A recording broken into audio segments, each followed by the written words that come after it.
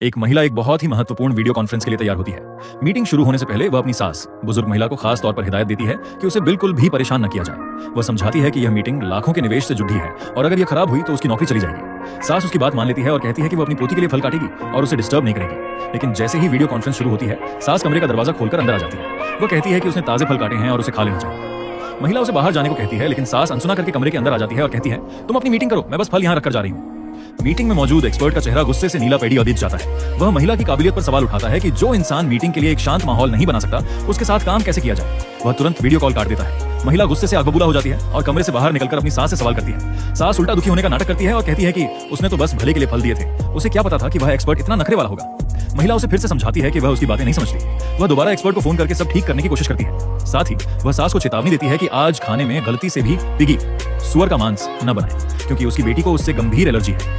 सास चिढ़कर कहती है कि यह सब शहरियों के चोंचले हैं, उसने गांव में कभी किसी को मांस खाने से मरते नहीं देखा। तभी महिला का पति अपनी बेटी लिली के साथ घर आता है। सास ने चुपके से वही मांस का सूप बना लिया होता है। महिला के बार-बार पूछने पर भी सास झूठ बोलती है कि यह कुछ और है। लिली जैसे ही सूप पीती है, उसे खुजली होने लगती है और सांस लेने में तकलीफ होती है। उसकी हालत बिगड़ती देख उसे अस्पताल ले जाया जाता है। डॉक्टर कहते हैं कि अगर कुछ मिनट की भी देरी होती तो बच्ची की जान जा सकती थी। डॉक्टर सास को कड़वी फटकार लगाते हैं कि जब एलर्जी का पता था तो उसे ऐसी चीज क्यों दी।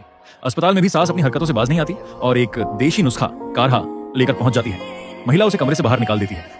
एक महीने बाद जब सास नीचे टहल रही होती है तो पार्टी ढोसियों को अपने बेटों की तनख्वाह के बारे में शेख ही बघारते सुनती है। वह भी दावा करती है कि उसका बेटा बद्धी कंपनी में है और लाखों कमाता है। जब पढ़ौसी यकीन नहीं करते तो वह सबूत दिखाने के लिए घर जाकर अपने बेटे की सैलरी स्लिप, तनख्वाह की रसीद ढूंढने लगती है। उसका बेटा उसे रोकता है और समझाता है कि वह एक गोपनीय सरकारी विभाग में काम करता है और अगर उसकी सैलरी की जानकारी बाहर लीक हुई तो उसे लाखों का जुर्माना भरना पड़ेगा और नौकरी भी जाएगी। सास हाँ तो कह देती है, लेकिन जैसे ही बेटा किचन में जाता है वह चुपके से उसके कमरे से सैलरी स्लिप चोरी कर लेती है। बाद में जब महिला अपनी सास के साथ बाजार जाती है तो पढ़ौसी उसे घेर लेते हैं और उसके पति की ऊंची तनख्वाह की चर्चा करने लगते हैं।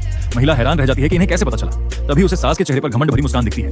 वह तुरंत अपना फोन चेक करती है और देखती है कि उसकी सास ने सोशल मीडिया पर वह सैलरी स्लिप पोस्ट कर दी है। महिला ये देखकर दंग रह जाती है कि अब सब बर्बाद होने वाला है।